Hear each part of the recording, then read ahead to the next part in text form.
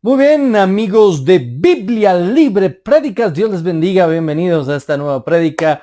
Hoy seguimos con nuestra serie de escatología, introducción a la escatología, donde hemos estado tocando una multiplicidad de temas. Ya llevamos varias prédicas anteriores que le invito a que en este mismo canal, en la pestaña de videos, usted vaya allí y se adelante, porque a veces podemos quedar un poco despistados con lo que estamos enseñando si se saltan algunos de los temas anteriores. Hemos visto ya un núcleo, un subnúcleo dentro de este núcleo de escatología, de introducción a la escatología. Hemos visto un subnúcleo titulado Señales antes del fin. Y hoy comenzamos otro subnúcleo titulado La segunda venida y el milenio. La segunda venida y el milenio, que es un subnúcleo que nos va a llevar varias predicaciones, que nos va a llevar un tiempo un poco, bueno, extenso, pero miren, es supremamente interesante, supremamente interesante.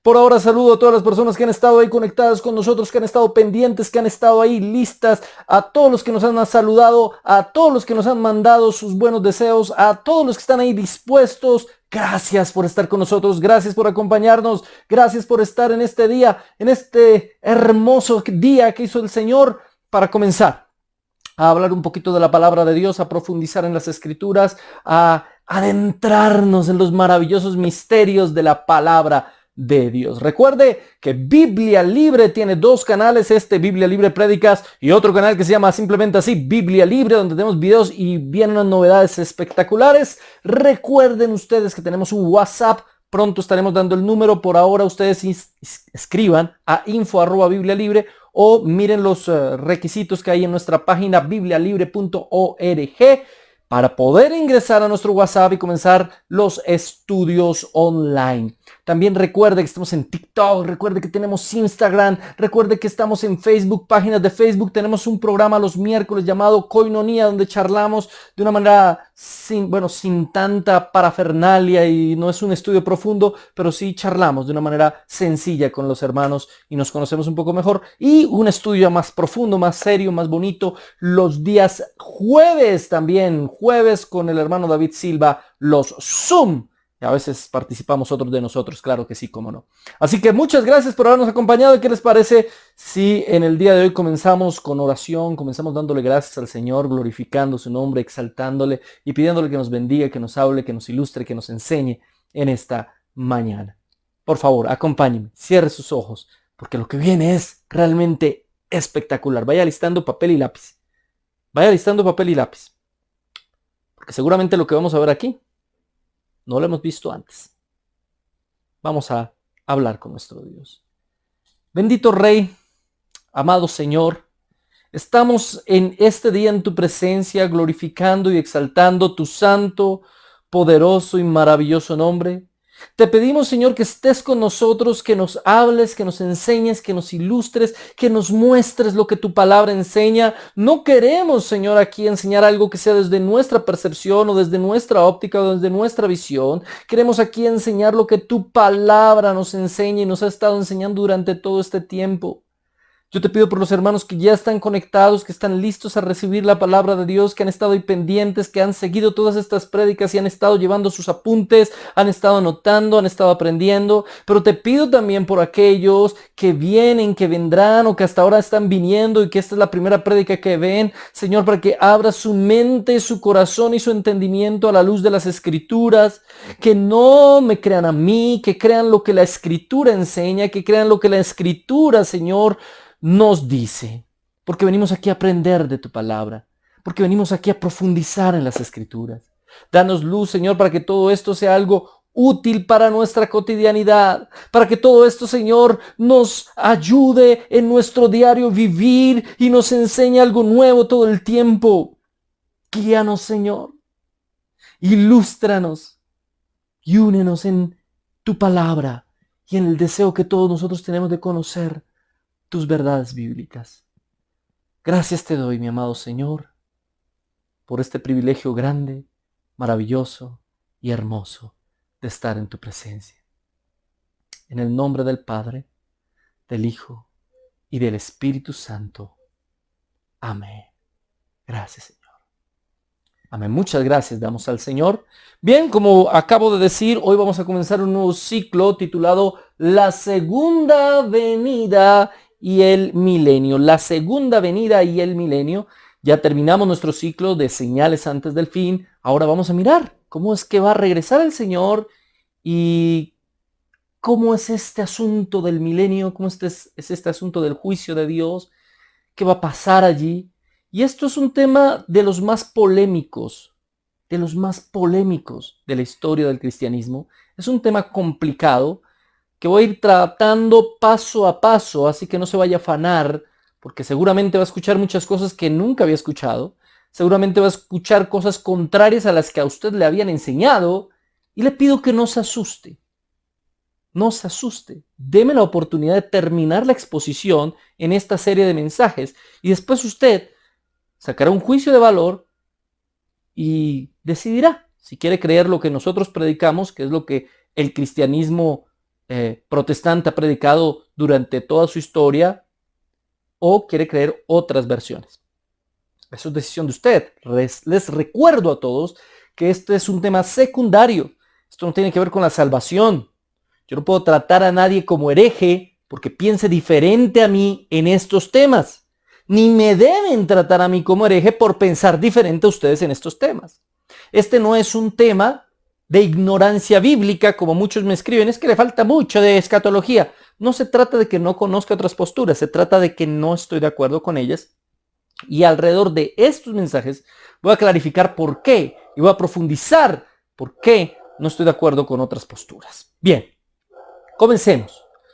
Lo primero que tenemos que saber es que hay diferentes posturas alrededor de esto. Existen diversas posturas. Una postura es la postura preterista, que dice que todo el Apocalipsis y todo lo que tiene que ver con todas estas cuestiones de los últimos tiempos ya pasó.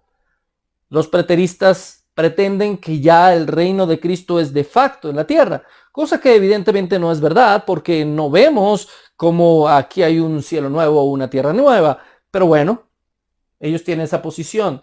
Esta es tal vez la única postura que podemos decir de hecho que sí es algo contrario a la ortodoxia cristiana.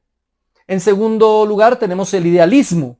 Dice que el Apocalipsis no habla de nada del pasado o futuro, solo es un mensaje espiritual. No tiene absolutamente nada que ver con acontecimientos que vayan a pasar o que hayan pasado, como dijeron los preteristas, sino simplemente es un mensaje espiritual y lo que está dando son lecciones éticas y morales. Tampoco estoy de acuerdo con ello.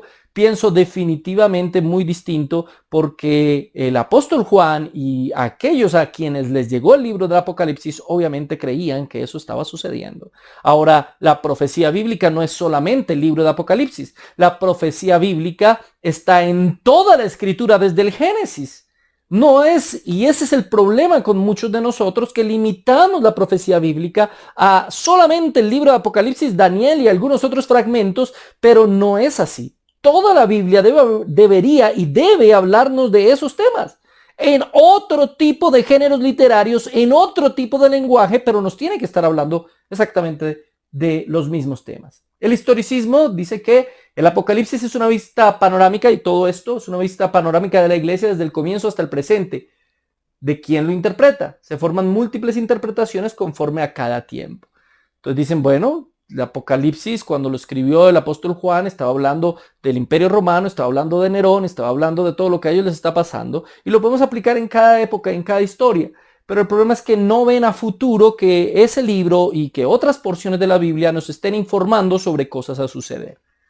Y en cuarto, está el futurismo, donde nos dice que todo esto nos habla de eventos futuros, literales y simbólicos antes y después de la segunda venida de Cristo. En ese grupo estoy yo y estamos la mayoría de los cristianos, aunque con diferencias. Creemos definitivamente que no solamente el Apocalipsis y Daniel, sino que otras porciones bíblicas nos están llevando a cosas por pasar, además de cosas que han pasado y han venido pasando. Esa es la escuela futurista. Desde esa perspectiva, vamos a Mateo 24:36. Pero el día y la hora nadie sabe, ni aun los ángeles de los cielos, sino solo mi Padre. Ahí habíamos quedado en la predicación anterior, ¿se acuerda? Habíamos quedado precisamente en el hecho de que usted y yo no debemos creerle a nadie que siquiera nos insinúe un mes, un año o una fecha cercana a la segunda venida del Señor, porque el Señor fue muy claro cuando dijo, ni aun los ángeles de los cielos, nadie sabe el día ni la hora en que Él va a regresar. Y esto de presumir la segunda venida de Cristo ha causado problemas gravísimos a la iglesia durante toda su historia. Sobre todo porque hay varios pasajes que, aunque no nos hablan ni el día, ni el mes, ni el año, ni no lo insinúan como algunos quieren hacer creer, sí nos da un orden de las cosas. La Biblia lo que sí nos da es un orden, pero ¿cómo es ese orden? El problema es la interpretación de ese orden. Ahora, ese mismo capítulo sigue, mas como en los días de Noé, así será la venida del Hijo del Hombre. Porque como en los días antes del diluvio estaban comiendo y bebiendo, casándose y dándose en casamiento hasta el día en que Noé entró en el arca, y no entendieron hasta que vino el diluvio y se los llevó a todos, así será también la venida del Hijo del Hombre. Definitivamente, aunque hay unas señales antes del fin, cuando la venida del Señor, cuando el Señor regrese, eso será algo inesperado. Si fuese tan fácil saber viene en septiembre, en octubre, en enero, en marzo, si fuera tan fácil decir viene en el 2022, 2023, 2025, pues sencillamente estaríamos todos apercibidos y listos. No. Puede ser que no sea una venida inminente, porque hay unas señales anteriores que ya vimos en las 4 prédicas anteriores, pero no vamos a esperarlo. Va a ser algo inesperado, la segunda venida de Cristo. Ahora, alrededor de esto, la pregunta es, ¿cuándo viene Cristo? Y el debate alrededor de la pregunta de cuándo viene Cristo en el hecho no de la fecha, sino en el hecho del orden de las cosas, gira alrededor de un concepto que llamamos el milenio. La pregunta del orden escatológico es una de las más polémicas de la teología y gira alrededor de Apocalipsis, capítulo 20, verso 1 al 10. Voy a leer Apocalipsis 20, 1 al 10. No creo que alcance a hacerle exégesis a este texto en el día de hoy, pero llegaremos allá. Y todo va a girar, todas estas charlas y todas estas prédicas que vamos a tener alrededor de esto, va a girar alrededor de Apocalipsis, capítulo 20, 1 al 10. Y vamos a leer lo que dice Apocalipsis 21 al 10. Y vi un ángel que descendía del cielo, teniendo la llave del abismo y una gran cadena en la mano. Y prendió al dragón y la serpiente antigua, que es el diablo y Satanás, y lo ató por, escuche esto, 1000 años. Y lo arrojó al abismo, y lo encerró, y puso su sello sobre él para que no engañase más a las naciones hasta que fuesen cumplidos los 1000 años. Y después de eso debe ser desatado por un poco de tiempo. Y vi tronos, y se sentaron sobre ellos los que recibieron facultad de juzgar, y vi las almas de los decapitados por causa del testimonio de Jesús y por la palabra de Dios, y a los que no habían adorado a la bestia ni a su imagen, y que no habían recibido la marca en sus frentes ni en sus manos, y volvieron a la vida y reinaron con Cristo 1000 años. Vio las almas que volvieron a la vida, ojo. Reinaron con Cristo 1000 años. Pero los otros muertos no volvieron a vivir hasta que se cumplieron los 1000 años. Esta es la primera resurrección. Bienaventurado y santo el que tiene parte en la primera resurrección. La segunda muerte no tiene potestad sobre estos, sino que serán sacerdotes de Dios y de Cristo y reinarán con él por nuevamente 1000 años. Y cuando los 1000 años se cumplan, Satanás será soltado de su prisión y saldrá a engañar a las naciones que están en los 4 extremos de la tierra, a Gog, a Magog, a fin de reunirlos para la batalla, el número de los cuales es como arena del mar. Y subieron sobre la anchura de la tierra y rodearon el campamento de los santos y la ciudad amada, y de parte de Dios descendió fuego del cielo y los consumió. Y el diablo que los engañaba fue lanzado al lago de fuego y azufre, donde estaba la bestia y el falso profeta, y serán atormentados día y noche por los siglos de los siglos. Amén. Apocalipsis capítulo 21 al 10 nos repite una y otra vez 1000 años. 1000 años. Y todo ese texto es uno de los textos más oscuros de la palabra de Dios. Y alrededor de ese concepto de los 1000 años es que se han creado diferentes posturas alrededor del orden escatológico. Hay posturas distintas de interpretación porque el texto es supremamente oscuro. Está lleno de símbolos, está lleno de sombras. Alrededor en el capítulo 19 y al final del capítulo 20 está lleno de símbolos, está lleno de simbología por toda parte. Así que la interpretación de este texto no es nada fácil. Pero aún no voy a ir a la exégesis del texto. Primero vamos a mirar por encimita algunas de las posturas de interpretación. Una de ellas se llama el postmilenialismo. El postmilenialismo dice que después de la muerte de Jesús en la cruz, aquí lo vemos una sociedad que comienza en una tribulación terrible, persecución en contra de los cristianos. Acá me voy a ver yo más oscurito para que puedan ver bien esto. Luego viene el milenio en la era de la iglesia, que es cuando la iglesia va a impactar a la sociedad de tal manera que prepara el camino para el regreso del Señor. Luego viene el arrebatamiento y vuelve Jesús con su iglesia para vivir una eternidad. Para ellos el milenio, escúcheme bien, para ellos el milenio es una parte de la historia de la iglesia en la tierra. Cuando la iglesia reina, según los postmilenialistas, reina en nombre de Cristo en la tierra. Pero Cristo no ha venido todavía, según ellos. Es una forma de ver el milenio, se llama postmilenialismo. Hay otras formas de verlo. Hay otras posturas alrededor del milenio. Pero primero, ¿quiénes creían en esto? Ojo, es importante saber quiénes creen en este tipo de posturas. Representantes como John Owen, Jonathan Edwards y Charles Hodge. Mire, estoy hablando aquí de teólogos sumamente importantes. Jonathan Edwards. Si hay alguien, por ejemplo, el trabajo de Jonathan Edwards alrededor del libre albedrío, ¿qué es? ¿Qué significa realmente el libre albedrío? Es uno de los mejores trabajos teológicos que existe. Y Jonathan Edwards era postmilenialista. Por eso les digo, quiero que entiendan, voy a tratar cada una de estas posturas con mucho respeto.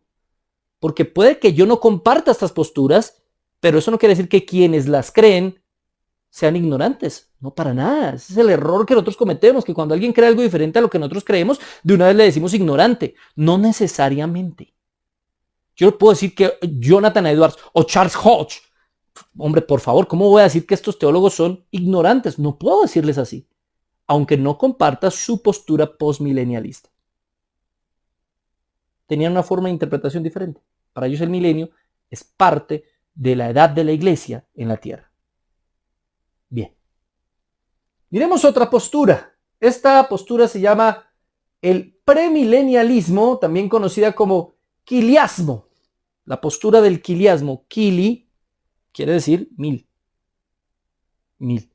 O premilenialismo histórico. Hay varios tipos de premilenialismo. Miremos primero el premilenialismo histórico. ¿Qué nos dice el premilenialismo histórico? Que van a haber 3 años de tribulación, 3 años y medio. Luego la ira de Dios, 3 años y medio más, donde viene la gran tribulación. Y en ese momento viene Cristo y arrebata a la iglesia. La iglesia es arrebatada en las nubes para encontrarse con Cristo y venir inmediatamente a reinar por 1000 años hasta que el diablo sea soltado. Y ahí sí van a vivir por la eternidad en los cielos. Tierra nueva y cielo, tierra y cielo nuevo. Mire que el premilenialismo histórico cree en que la iglesia va a pasar por la gran tribulación.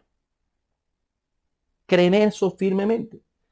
¿Quiénes son los representantes del premilenialismo histórico? Ireneo, estamos hablando de Ireneo, Papias, Justino Mártir, Tertuliano, Hipólito, son padres de la iglesia cristiana, es decir, ellos son discípulos de los discípulos o discípulos de los discípulos de los discípulos. Estamos hablando de los primeros cristianos. Ya existía el premilenialismo histórico en esa época. Pero hay que tener en cuenta que ese tema no era muy importante para la iglesia en aquel entonces, ya que ellos pensaban que eso iba a ser algo inmediato. Ellos creían, desde los apóstoles hasta los primeros cristianos, que la segunda venida de Cristo no iba a demorar prácticamente nada. Así que no profundizaron en la interpretación de lo que los apóstoles escribieron o lo que el Señor Jesucristo enseñó, sino que tenían una visión más bien poco desarrollada del asunto. Pese a eso, ellos ven, en todo caso, históricamente Ireneo, Papias, Justino Mártir, Tertuliano, Hipólito, estamos hablando de hombres muy importantes al principio de la iglesia cristiana, que la iglesia iba a pasar por la gran tribulación. Tenemos exponentes modernos del premilenialismo histórico, como Charles Spurgeon, el famosísimo príncipe de los predicadores. Spurgeon era un premilenialista histórico. Así que Spurgeon creía que la iglesia pasaría por la gran tribulación, porque es que hay muchos que ponen frases de Spurgeon y maravilloso Spurgeon. Les hablo yo, les predico yo o cualquier otro que la iglesia pasará por la gran tribulación y nos dicen herejes, y nos dicen apóstatas, y nos dicen una cantidad de cosas, pero publican imágenes de Spurgeon y de frases de Spurgeon. Ni siquiera han leído a Spurgeon, hombre, lean a Spurgeon. No solo lean las frasecitas de Spurgeon, no, lean los mensajes. Spurgeon no tiene libros, Spurgeon hicieron una recopilación de sus prédicas. Le hace las prédicas, se da cuenta que es un premilenialista histórico. Otros hombres importantes como George Eldon y Francis Schaeffer, que son premilenialistas históricos ya más modernitos. Bien.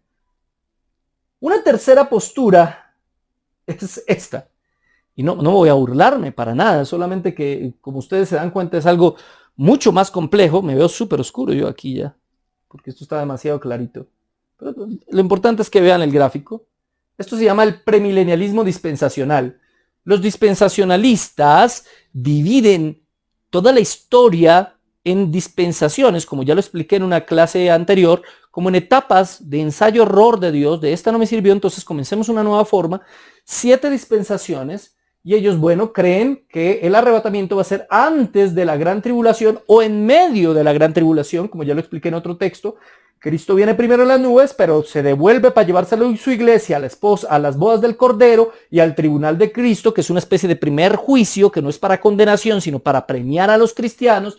Y luego vuelve a la iglesia vuelve a la tierra más bien, en una segunda oportunidad. Según los premilenialistas dispensacionales, Cristo viene 2 veces como mínimo, una primera para arrebatar a la iglesia, una segunda para reinar por 1000 años.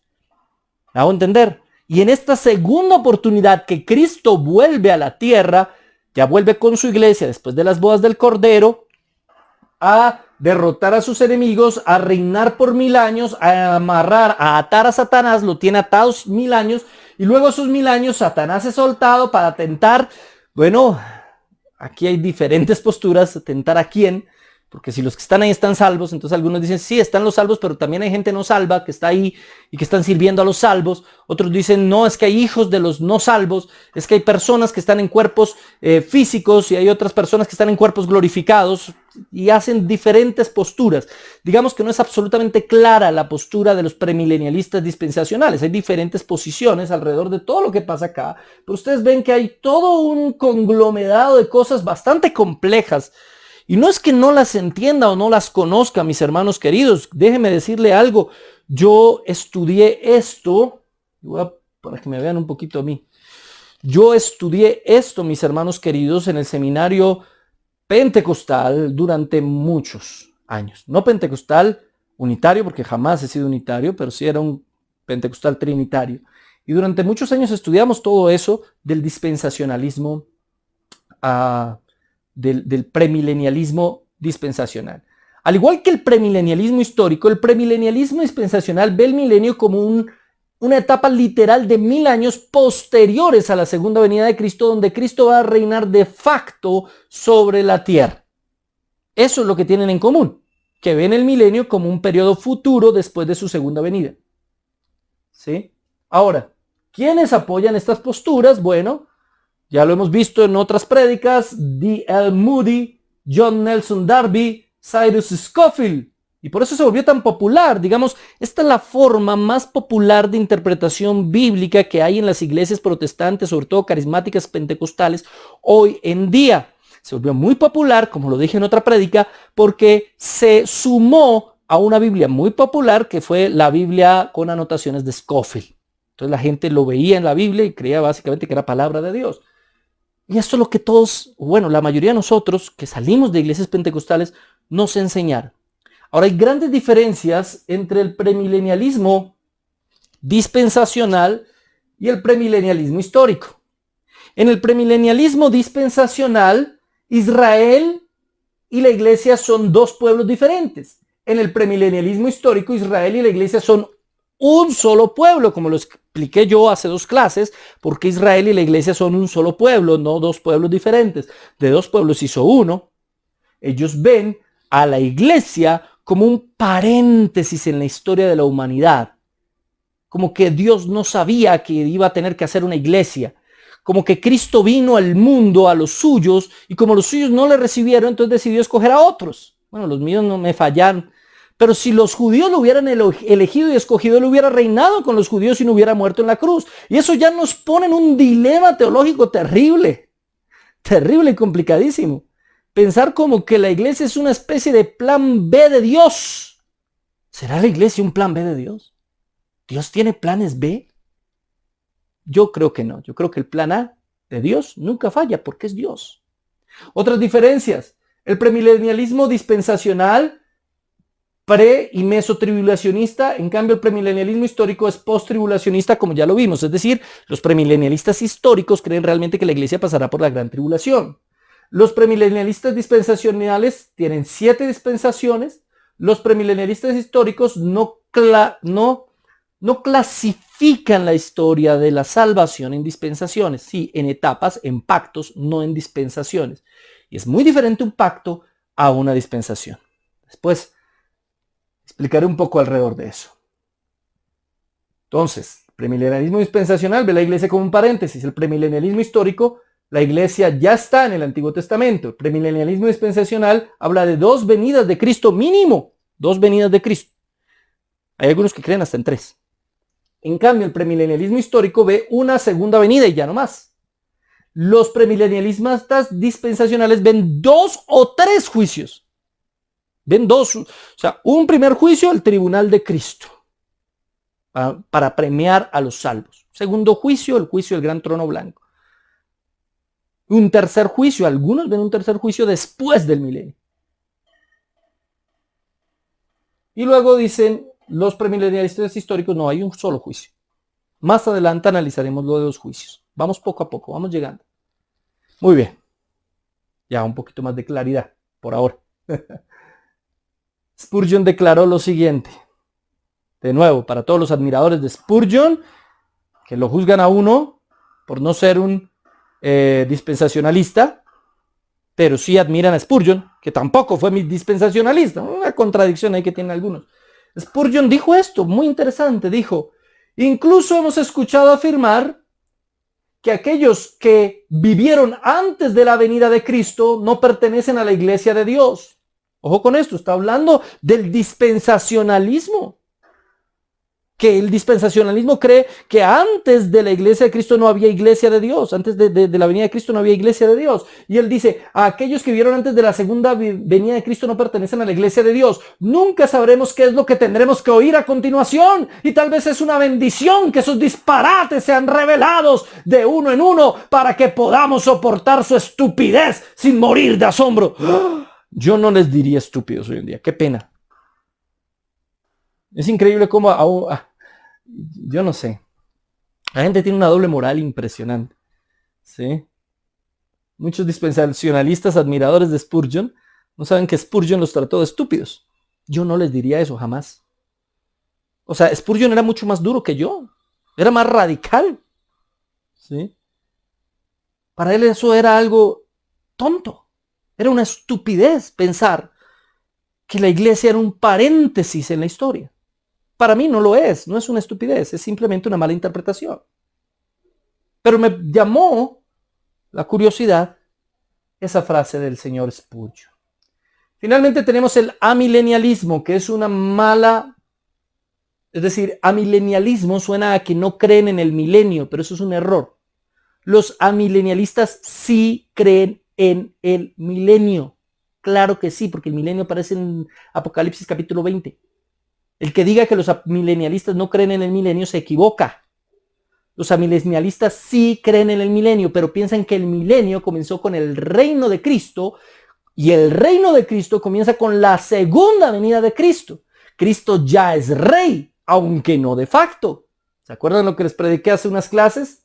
Ya, pero todavía no. El reino ya es reino y ya comenzó su reino en la iglesia y en la tierra. Pero aún estamos esperando que sea de facto, que venga a reinar personalmente el rey. Entonces, ellos creen que el milenio es todo el tiempo entre la venida de Cristo y el arrebatamiento en las nubes. Ese es el milenio. Ahí está reinando Cristo. Y ahí vienen muchas preguntas. Y entonces, ¿no dice Apocalipsis 20 que Satanás estará atado? ¿Qué pasa, hermano, con que Satanás esté atado?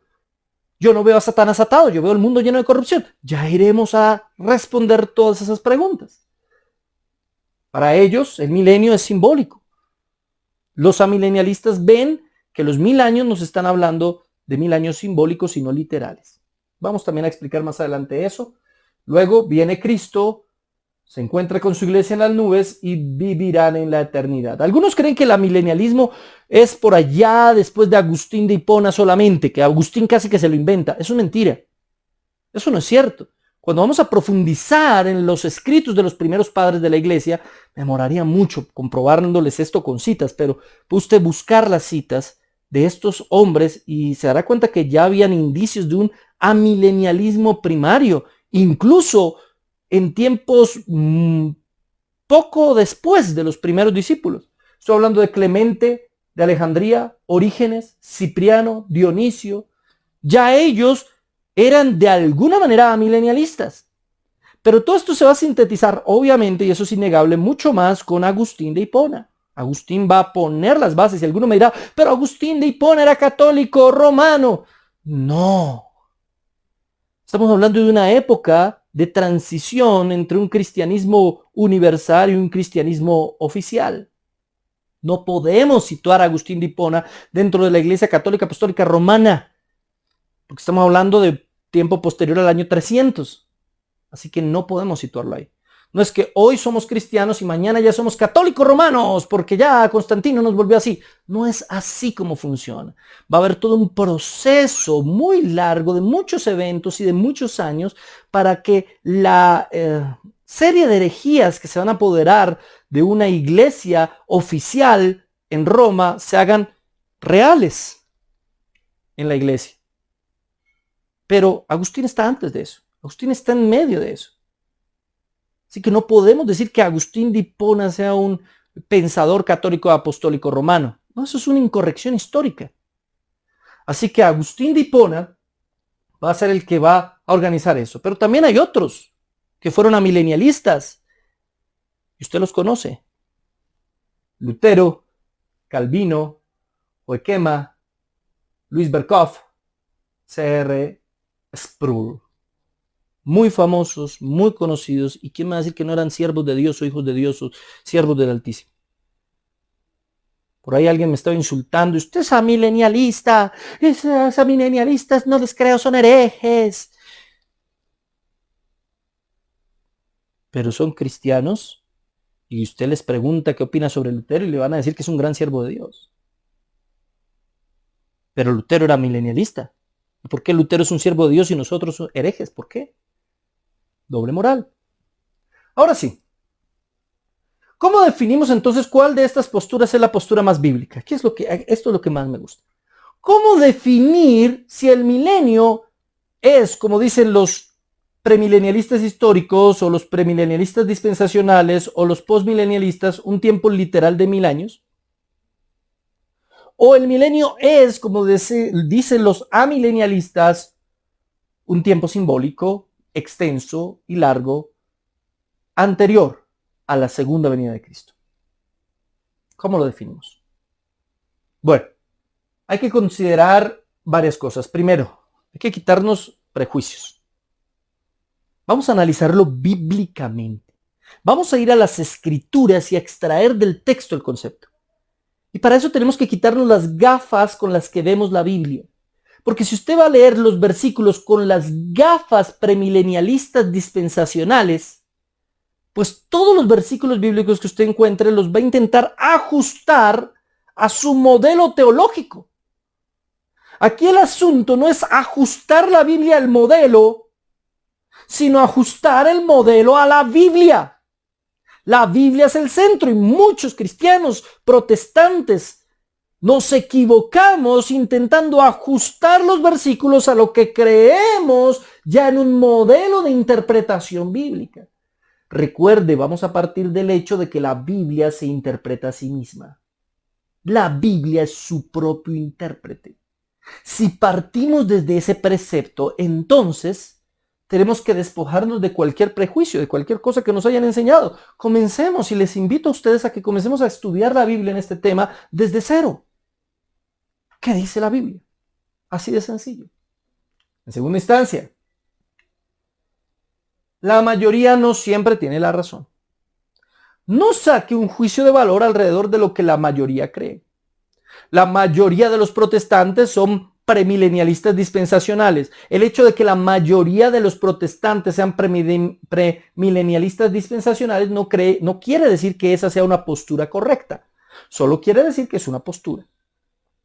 Si fuera por mayorías, entonces el cristianismo católico sería la verdad, porque son más cristianos católicos que cristianos protestantes, son más los romanistas. Pero no por ser mayoría tienen la razón. No siempre la mayoría tiene la razón. Así que ese no puede ser un juicio de evaluación para definir una postura escatológica. En tercer lugar, vamos a usar las herramientas hermenéuticas básicas, fundamentales. Sin hermenéutica no vamos a poder. ¿Qué es la hermenéutica? La hermenéutica es la ciencia de interpretación de textos, que nos hace entender cómo interpretar diferentes textos, no solamente bíblicos, cualquier texto. Yo necesito hermenéutica para poder hacer una interpretación correcta de lo que un texto dice. Ahora, mucho más con los textos sagrados, que son oscuros, complejos, y deben ser interpretados de forma histórico-gramatical. Yo que tengo que interpretar el texto desde el contexto histórico y desde la gramática, es decir, bajo qué forma literaria fue escrito el texto. ¿Para quién fue escrito? ¿Por quién fue escrito? ¿En qué contextos fue escrito? ¿Cuál es el género literario y qué figuras literarias se utilizan en el texto? Todo eso tengo que tenerlo muy en cuenta. Y es curioso que muchos hermanos queridos usan muy bien todas esas herramientas en otras cosas, menos en la escatología. Como que en la escatología no se vale. Como que en la escatología eso no lo usan en otras cosas. Voy a poner ejemplos de eso. 3 principios claves vamos a tener en cuenta. 3 principios hermenéuticos claves para interpretar todo esto. 1. Lo claro se interpreta antes del oscuro o lo difícil. Los textos oscuros como Apocalipsis capítulo 20 deben interpretarse a la luz de los textos claros. Apocalipsis 20 es un texto oscuro, no me pueden decir que es un texto claro. Está lleno de simbolismos, está en un lenguaje profético, con figuras metafóricas y literarias por todas partes. ¿Cómo interpreto Apocalipsis 20 sin equivocarme? Pues tengo primero que interpretar lo que el resto de la Biblia dice alrededor del mismo tema. Los pasajes que son claros. Con los pasajes claros interpretados puedo ahí sí acercarme a interpretar el pasaje oscuro. ¿Cuál es el problema de muchos hermanos queridos que interpretan el pasaje oscuro y del pasaje oscuro sacan toda una doctrina sin tener en cuenta los pasajes claros y después los pasajes claros los acomodan a las malas al pasaje oscuro? Y lo raro es que lo hacen es con el libro con la escatología y el libro de Apocalipsis. Con otros textos no son así. ¿Por qué? Porque es que están viendo con las gafas de la escatología que a ellos les enseñaron. Y al verlo con las gafas de la escatología que a ellos les enseñaron, pues cometen el error de interpretar todo en el texto oscuro y acomodar los textos claros al oscuro. Por eso el segundo principio es parecido, lo literal antes de lo figurado. Si Apocalipsis 20 es un texto lleno de metáforas y de lenguaje figurado, entonces primero debo interpretarlo literal. Tengo que ir a otros pasajes bíblicos para interpretar lo que literalmente la Biblia me dice sobre lo que va a pasar después de la venida de Cristo. Y ahí sí puedo interpretar Apocalipsis 20. Porque primero interpreté lo literal y luego interpreto lo figurado. Principios hermenéuticos básicos. Tercero, lo general antes de lo detallado. Para interpretar Apocalipsis 20, debo interpretar primero lo que en términos generales la Biblia completa, no solo Apocalipsis, la Biblia completa me dice sobre la segunda venida de Cristo y el tiempo posterior al regreso de Cristo. Y luego ahí sí voy a Apocalipsis a mirar los detalles. Pero primero debo ver lo general. Esto tiene que quedar claro. Lo claro antes de lo oscuro, lo literal antes de lo figurado y lo general antes de lo detallado. 3 principios hermenéuticos fundamentales que muchos amados hermanos premilenialistas, históricos dispensacionales y postmilenialistas aplican muy bien y son tremendos predicadores alrededor de estos, con estos 3 mismos principios, los mismos, en cualquier otro tema, menos en escatología. No sé por qué. En cualquier otro tema son tremendos predicadores usando estas herramientas hermenéuticas, pero en escatología no. Entonces comencemos. A ver, si comenzamos a analizar lo claro antes de lo oscuro, si el milenio es un tiempo definido después de la segunda venida de Cristo, donde Cristo reina en la tierra por 1000 años antes de volver a soltar a Satanás, eso me tiene que aparecer en otras partes de la Biblia. Tiene que aparecer en otro lugar de la Biblia. No puede estar solamente en Apocalipsis 20. La Biblia tiene que ser sistémica. Estamos hablando de un tema supremamente importante. Estamos hablando de lo que va a pasar después de la segunda venida de Cristo. Así que tengo que encontrar que otros textos me hablen sobre el milenio. Lo tremendo de esto es que no hay textos, aparte de Apocalipsis 20, que me hablen de un milenio literal. No los hay. Pero como no hay textos, eso no quiere decir que el milenio literal no exista. Porque pueden haber doctrinas que se basen en un solo texto. Tampoco puede decir que no. Pero sí deben haber por lo menos otros textos que, aunque no me hablen de un milenio literal, sí me hablen de lo que va a pasar después de la segunda venida de Cristo. ¿Me entienden? Y eso sí hay. De eso sí hay. Miremoslos. Entonces, la profecía no está solo en Apocalipsis o Daniel, está en toda la Biblia. ¿Cuál es entonces el modelo histórico que la Biblia enseña al respecto de lo que va a pasar después de Cristo? Pues en toda la Biblia vamos a ver un modelo que nos habla del siglo presente y el siglo venidero. La Biblia, aunque no nos habla de 1000 años después de su segundo regreso, en otros pasajes diferentes, Apocalipsis 20, sí nos habla durante o en muchísimos pasajes, nos hace una comparación entre el siglo presente y el siglo venidero. Miremos esto. Mateo 12:32. A cualquiera que dijera alguna palabra contra el Hijo del Hombre le será perdonado, pero al que hable contra el Espíritu Santo no le será perdonado, ni en este siglo ni en el venidero. Nos está hablando de 2 periodos de tiempo. Este siglo no se refiere a un siglo de 100 años, obviamente se refiere a este momento, a este instante, al sistema mundo actual, y cuando habla del siglo venidero nos está hablando de otro sistema completamente diferente al actual. Lo usa en Mateo 12:32. ¿Quién peque contra el Espíritu Santo no se le perdona en este siglo? Pero tampoco en el próximo. No se le perdona en esta vida ni en la otra vida. ¿Es así o no es así? Otro ejemplo. Marcos 10:30. Está hablando en otro contexto. Dice, que no reciba 100 veces más ahora en este tiempo casas, hermanos, hermanas, madres, hijos y tierras con persecuciones, y en el siglo venidero la vida eterna. Miren, este tiempo es un sinónimo de siglo, ¿Por qué? Porque después dice, y en el siglo venidero, en este tiempo recibirá casas, hermanos, hermanas, madres, pues todo eso es lo que tenemos en este sistema de cosas. Pero en el siglo venidero, ¿qué es lo que tendremos? La vida eterna. ¿Qué es el siglo venidero? La vida eterna. ¿Sí o no? Sigamos. Porque no digan que me lo estoy inventando. Lucas 16:8. Y alabó el amo al mayordomo malo por haber hecho sagazmente, porque los hijos de este siglo son más sagaces en el trato con sus semejantes que los hijos de luz. En este sentido está poniendo a los hijos del mundo venidero como hijos de luz. Es decir, los de este siglo son hijos de tinieblas. Como dijo Jesús a los fariseos, ustedes son de su padre el diablo y las obras de su padre hacen. Pero los hijos de luz son hijos del siglo venidero. Son los que estarán en el nuevo siglo, en el nuevo tiempo. Nuevamente aparece esa dicotomía entre el siglo presente y el siglo por venir. Otro versículo. Otro versículo.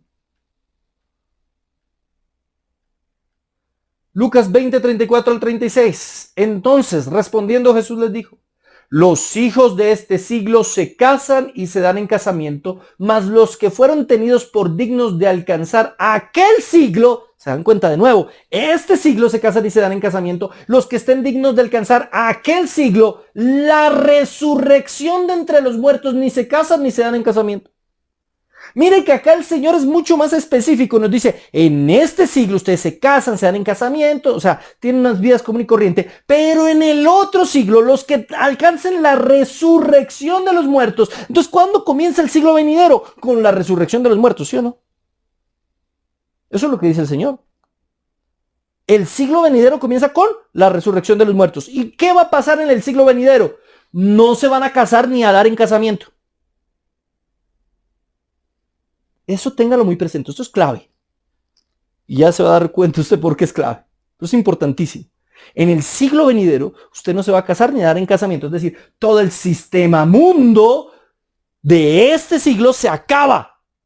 Y llega un sistema completamente diferente en el mundo venidero. En el siglo venidero.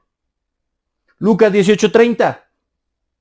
Que no haya de recibir mucho más en este tiempo y en el siglo venidero la vida eterna. En este tiempo no hay vida eterna, en el siglo venidero sí es la vida eterna. Primera a los Corintios 3:18. Nadie se engaña a sí mismo. Si alguno entre vosotros se cree sabio en este siglo, miren cómo Pablo comienza a usar el mismo lenguaje. Si alguien se cree sabio en este siglo, hágase ignorante para que llegue a ser sabio. Comienza a usar el mismo lenguaje de este siglo, este tiempo, el ahora. Efesios 1:21.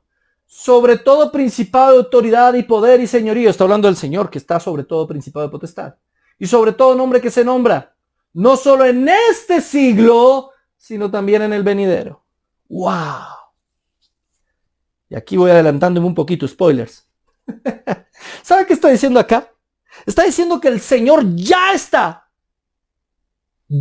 en este siglo, sobre todo principado, autoridad, poder y señorío.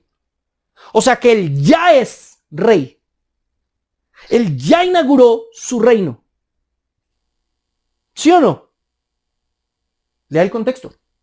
Acá no tengo tiempo para ponerme a mirar todo el contexto, pero le invito a que lea el contexto y se dé cuenta que eso es lo que está diciendo Pablo.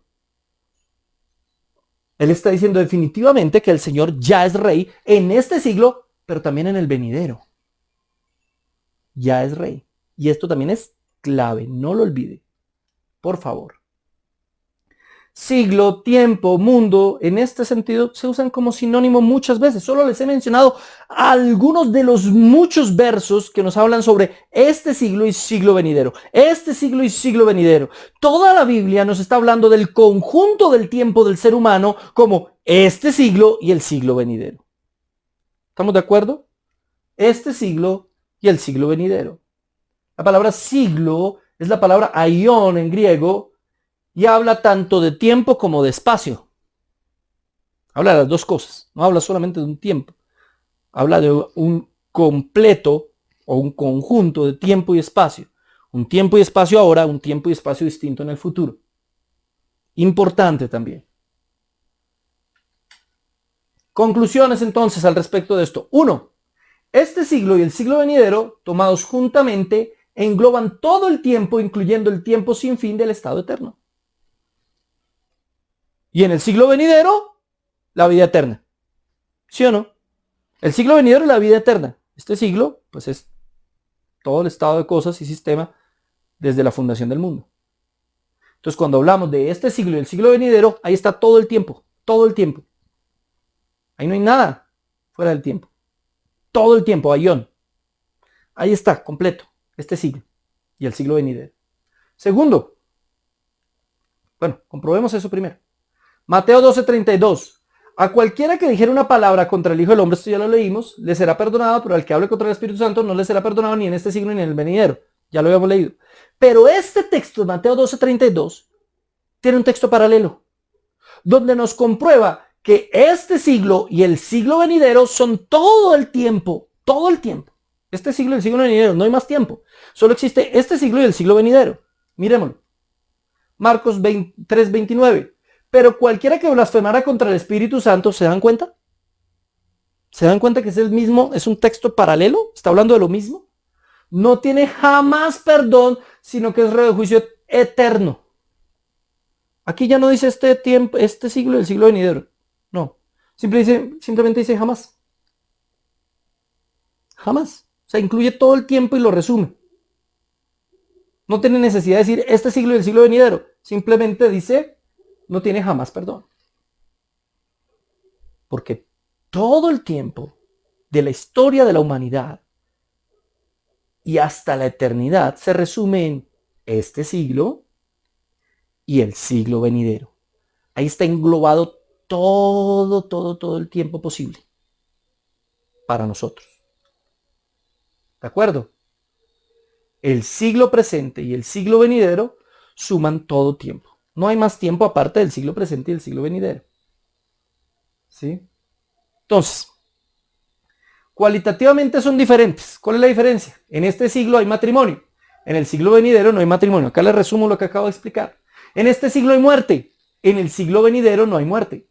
En este siglo hay hombres naturales, pecaminosos. En el siglo venidero, hombres resucitados y obviamente santificados. En este siglo hay justos e impíos. En el siglo venidero solo hijos de Dios. En este siglo hay una condición natural. En el siglo venidero hay una condición glorificada. Todo eso, Lucas 20:27 al 40, Mateo 13:24 al 30 y 36 al 43.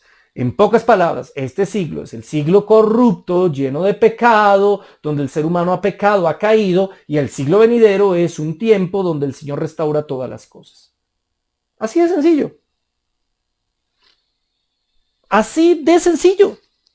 Ahora, Hechos 3:19. Así que arrepentíos y convertíos para que sean borrados vuestros pecados, para que vengan de la presencia del Señor tiempos de refrigerio, y Él envía a Jesucristo que os fue antes anunciado, a quien de cierto es necesario que el cielo reciba. ¿Hasta cuándo? Hasta los tiempos de la restauración de todas las cosas, de que habló Dios por boca de los santos profetas que han sido desde tiempo antiguo. Sí leyó conmigo, póngale mucha atención, esto es importantísimo.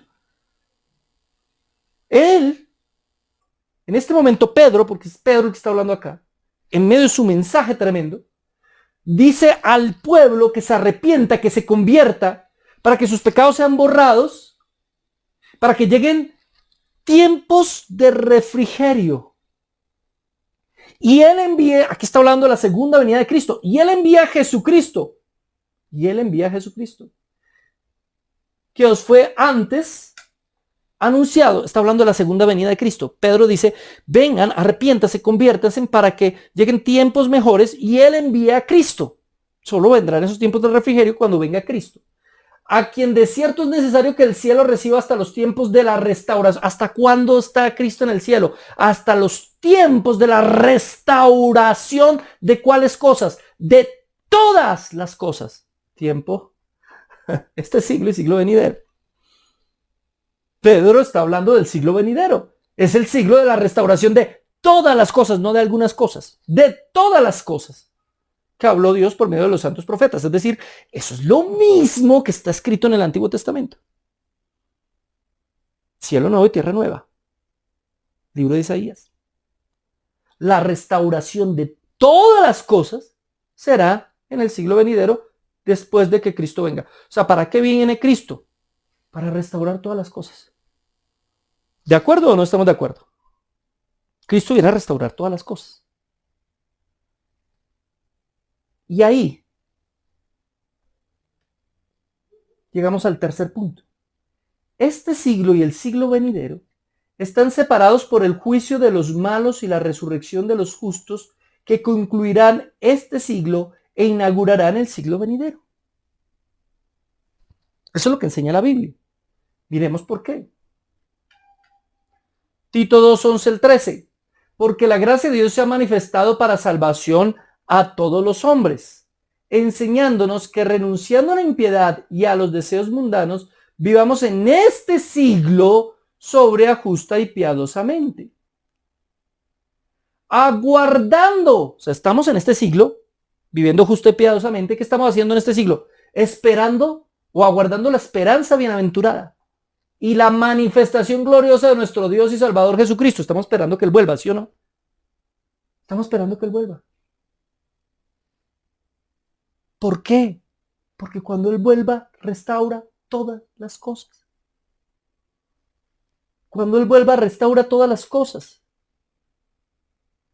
Lo que nos está diciendo ahí es básicamente que Él se va a manifestar y va a restaurar absolutamente todo. Es el sistema bíblico más simple que existe. ¿Qué es lo que pasa con todos los sistemas que les expliqué al principio? La mayoría de ellos son muy complejos. No son claros en la Biblia. Que primero vienen, entonces 3 años y medio de paz y luego 3 años y medio de muerte. Entonces el arrebatamiento, vienen las nubes, nos vamos, la cena de las bodas del Cordero y allí había el tribunal de Cristo, entonces nos premian y todo y nos devolvemos, entonces nos devolvemos y Jesús vence, pero al mismo tiempo solamente amarra a Satanás, no, lo va a dejar un ratico amarradito para 1000 años, entonces demostrarnos cómo van a ser, cómo debió haber sido la tierra durante esos 1000 años, y entonces después vuelve y libera a Satanás, y ahí Satanás hace guerra de nuevo, y entonces es toda una complejidad enorme de cosas que yo no veo en el resto de la Biblia. El resto de la Biblia solamente me habla del siglo presente y el siglo venidero. Y ya. Me hablan del siglo presente pecaminoso, me hablan de la segunda venida de Cristo que viene a restaurar todas las cosas, a juzgar a vivos y a muertos y a cambiar el mundo y se acabó. Y usted me dice, no, pero ¿cómo va a ser tan sencillo? ¿Y por qué no? Más bien la pregunta es ¿por qué tiene que ser tan complejo? ¿Será más bien que estamos nosotros interpretando algo mal? Recuerda que estos son por ahí 3 mensajes que me voy a gastar en esto. Así que por ahora solamente estoy en una introducción. Ahora miren esto. Tenemos este siglo. Y tendremos que pasa este siglo y nos llega al siglo venidero, ¿sí o no? Este siglo y el siglo venidero. Este siglo, corrupción, muerte, pecado. El siglo venidero, santificación, bendición, sanidad, todas esas cosas. ¿Y dónde queda el milenio? ¿Dónde encontramos el concepto milenial en otra parte que no sea Apocalipsis 20? ¿Dónde? Ahora, ¿dónde situamos el milenio? ¿En este siglo? Pues no podría situarse el milenio en este siglo tal y como interpretan algunos el milenio. Es decir, algunos interpretan el milenio diciendo que va a ser después de la segunda venida de Cristo. Pues Cristo no ha vuelto por segunda vez.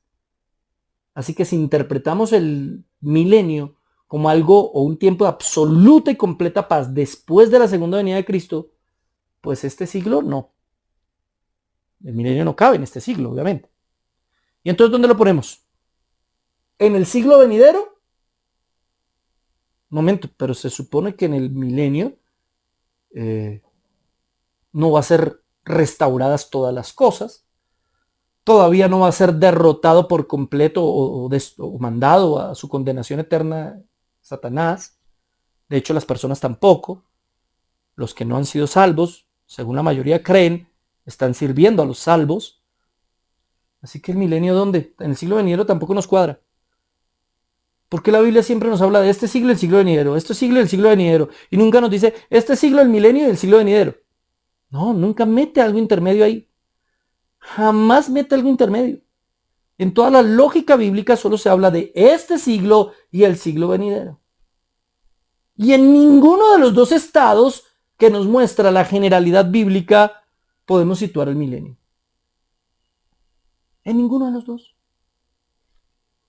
Y entonces, hermano, entonces, ¿cómo interpretamos Apocalipsis 20? Ya vamos a ir a interpretar Apocalipsis 20, tranquilo.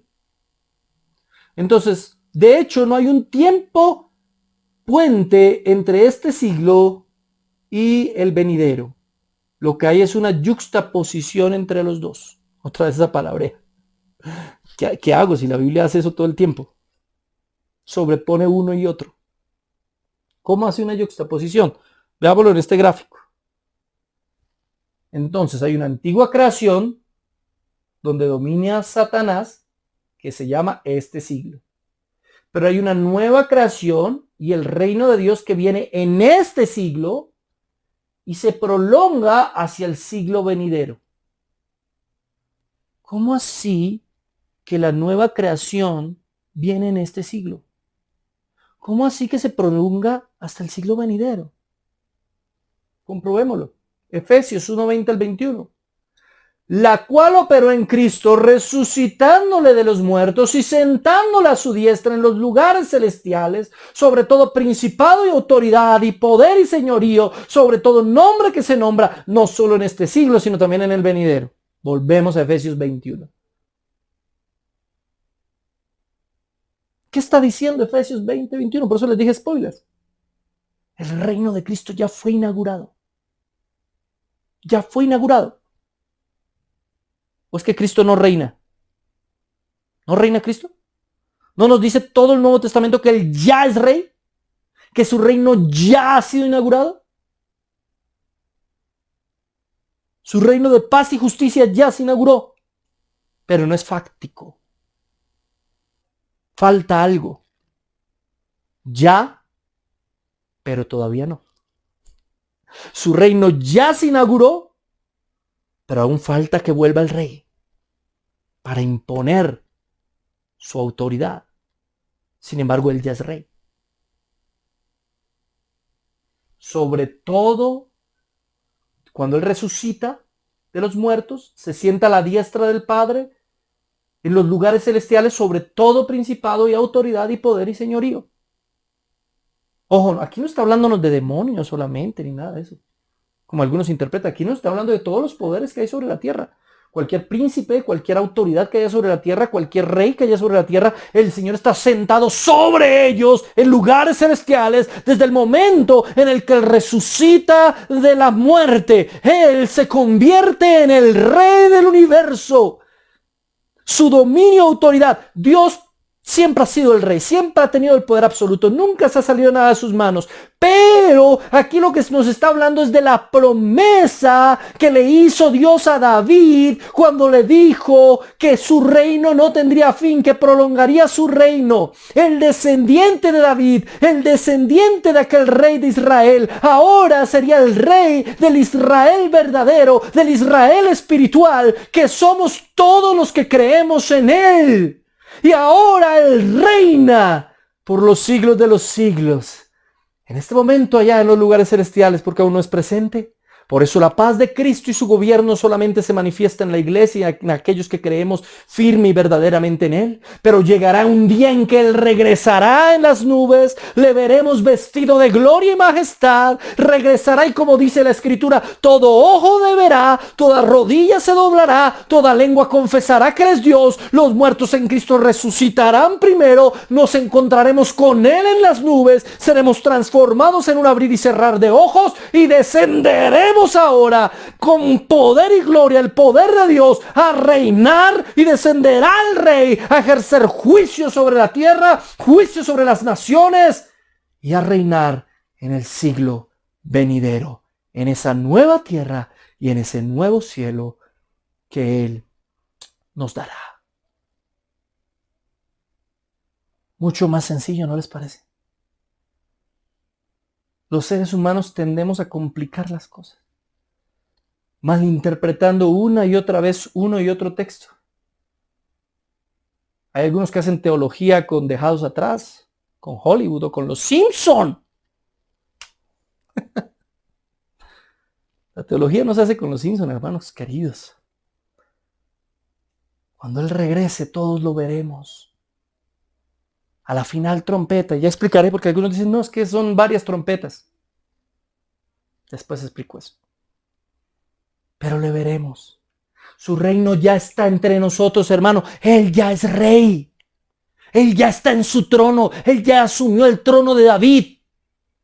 Pero es que cuando usted es dispensacionalista, usted ve un pueblo Israel y otro pueblo la iglesia. Y entonces cuando usted hace esa división, pues entonces Jesús ya todavía no es rey, porque no está reinando sobre Israel y Israel no reina sobre el mundo, el Israel étnico. Pero cuando usted ve el Israel espiritual desde el Antiguo Testamento, como lo comprobamos en otras prédicas anteriores, comprobando que el verdadero Israel es todo aquel que cree en el Hijo de Dios, como dice la palabra de Dios. Los verdaderos hijos de Abraham somos aquellos que creemos en Jesucristo y que somos salvos por la fe, así como Abraham fue salvo por la fe, aún sin ser todavía circuncidado, fue llamado y fue salvo por el Señor. Asimismo nosotros somos salvos por la fe y descendencia verdadera de Abraham. Por eso dice Pablo, ya no hay judío, ni hebreo, ni griego, ni hombre, ni mujer, no. Ahora lo que importa es si creemos en Cristo.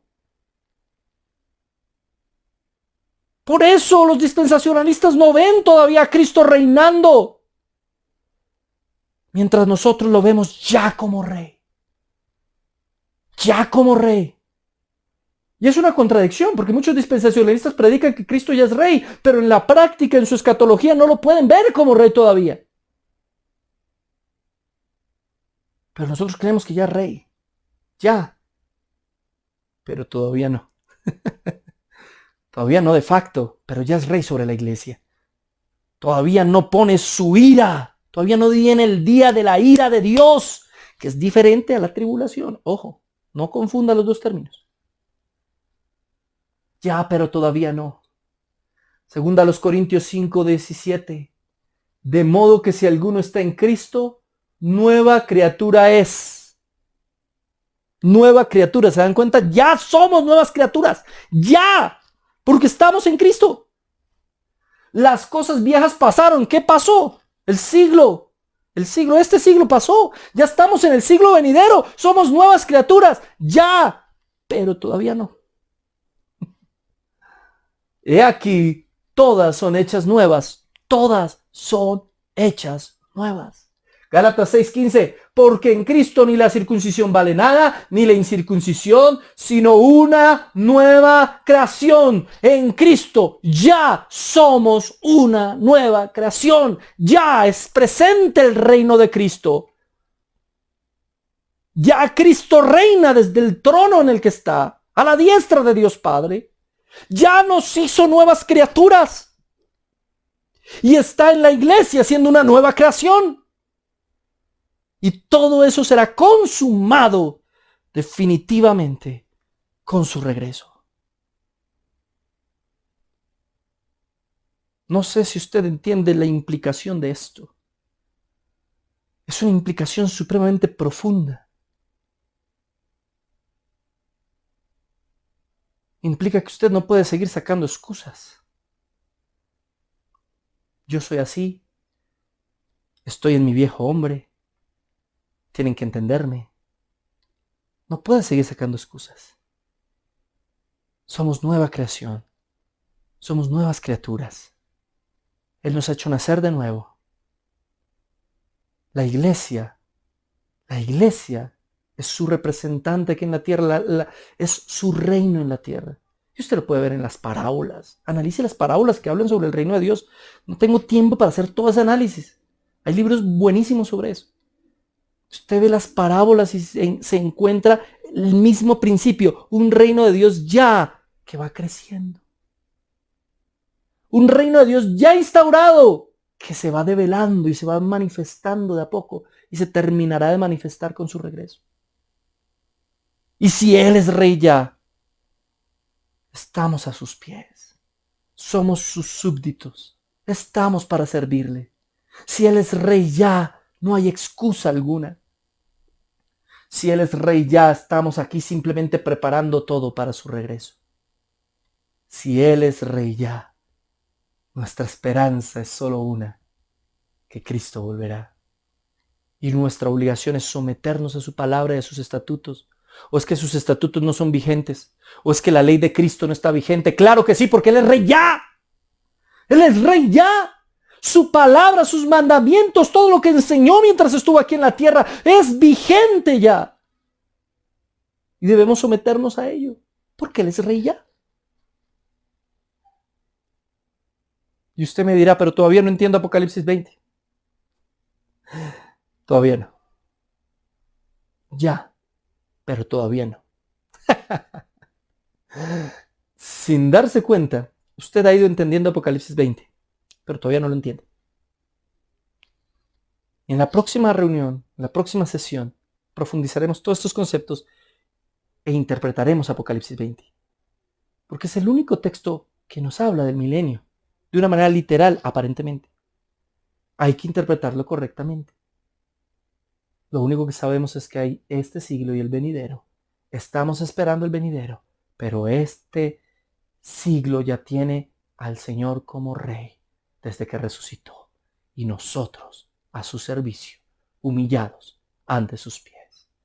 Si usted entiende esa verdad, quiero pedirle que cierre sus ojos e incline su rostro ahí donde está. Nos falta mucho por analizar. Aquí falta muchísimo todavía. Yo sé que hay miles de preguntas. Tenga paciencia y acompáñenos la próxima semana. Vamos a hablar con el Señor. Amado Señor, Rey de Reyes, Rey de Reyes. Eres el Rey de Reyes y el Señor de Señores. Ya lo eres. Y aunque mis amados hermanos, a quienes respeto y amo mucho, amados hermanos dispensacionalistas, lo prediquen, a veces no lo creen y a veces en su teología no lo manifiestan. Pero realmente tú ya eres el Rey sobre toda creación, ya eres el Rey sobre la tierra, ya eres el Rey, eres nuestro Rey. Señor, manifiesta tu reino, vuelve, Señor Jesús. Ayúdanos a entender las implicaciones de este tema. Ayúdanos a entender que pensar que el milenio es algo que estamos esperando es ignorar que lo que estamos esperando ya es vida eterna y salvación eterna. Ayúdanos a entender que pensar de esa manera es vernos como inferiores a los judíos, separar a los israelitas étnicos de la iglesia, es ver a un Dios que categoriza simplemente a su capricho y ver limitado a un Dios que desde el principio ya sabía cómo todo iba a acontecer y que nada lo sorprende. Ver la historia por dispensaciones y no por pactos, Señor, cae en el error, entendemos nosotros bíblicamente, de ver a un Dios más pequeño de lo que realmente eres. Porque tú no eres pequeño, eres eterno, eres gigante, eres enorme, ni siquiera enorme cabe dentro de una concepción divina, simplemente eres eterno, infinito. Y tú ya sabías todo lo que iba a pasar, así que no estás jugando a la prueba y el error. Tú ya habías planeado todo y nada se sale de tu plan. Tú no tienes un plan B, tú lo tienes todo ya listo, ya preparado, ya organizado. Ayúdanos a seguir entendiendo esto. Sé que hay muchas preguntas, Señor, sobre Apocalipsis 20 y en la próxima clase profundizaremos sobre todas esas cosas, sobre el juicio final y sobre tu venida, Señor. Ayúdanos a no complicar más de lo que debemos hacer. Ayúdanos a no ir más allá de lo que el texto dice. Ayúdanos a entender solamente lo que el texto enseña. Te lo pedimos con todo el corazón, Señor, con todos nuestros. Te pido que esta enseñanza haya solucionado muchas inquietudes y preguntas y haya generado muchas otras, para que poco a poco las vayamos resolviendo. Gracias, Señor, por mis hermanos queridos que hoy han escuchado esta palabra y que creen como yo que tú ya reinas. Que tú ya reinas. Que tú ya eres el Rey. En el nombre del Padre, del Hijo y del Espíritu Santo. Amén. Mis hermanos, muchísimas gracias. Gracias por acompañarnos. Recuerden que ya subimos el link. No sé si a esta hora ya se completaron las 70 personas que tienen cupo para nuestra primera reunión de Biblia Libre aquí en Bogotá el 25 de septiembre. Espero que lleguen a las 4:30. Espero que lleguen a las 4:30 aquí en Bogotá, en el barrio Centenario. Así que si no lo ha hecho, pues dejo en la descripción el link para que intente inscribirse. Solo hay 70 cupos, los 70 primeros. Los 70 primeros tendrán entrada. Por cuestiones de bioseguridad. Por mí, que lleguen todos los que quieran. Por cuestiones de bioseguridad. Si no podemos, si nos queda mucha gente afuera, tendremos que planear otra reunión cercana.